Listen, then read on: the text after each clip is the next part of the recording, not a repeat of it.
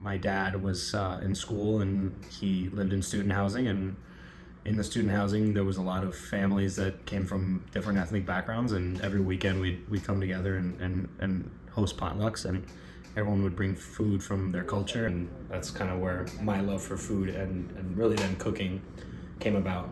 Max Gomez, a young chef here in Boston, is already making an impact in the culinary community. Max's love for cooking has sparked a new passion for storytelling. So Potluck is like my social media page. It's an ongoing passion project where I kind of scout out restaurants or businesses that specialize in maybe food from certain cultures and backgrounds, and people that I feel exemplify real passion for expressing, where they come from and what cooking kind of means to them from their cultural background, from their upbringing, from, people in their lives. Through Potluck, Max has been able to tell stories of chefs around the world, including Matthew Parziale, an Italian baker in the North End. We're kind of like a hidden gem, too, People don't really know about us, but anytime anybody eats anything from us, they're always like, wow, that's the best I've ever had.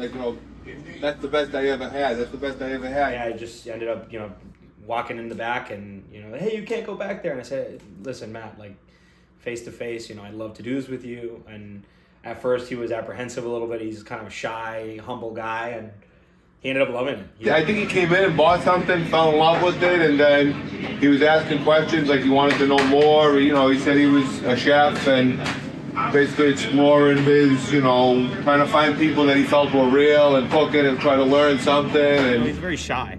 And a lot of these people are a lot of these people don't want the spotlight. A lot of these people are and that adds to why it's so cool that what they do, because they don't want the spotlight. They don't want to be recognized.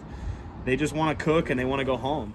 Take a step outside of your shoes and really, open yourself up to the idea of learning, the food of a new culture. I think sharing the food of a new culture with somebody from that culture is such an interactive and emotional experience. For WEBN, I'm Tommy Pozo reporting.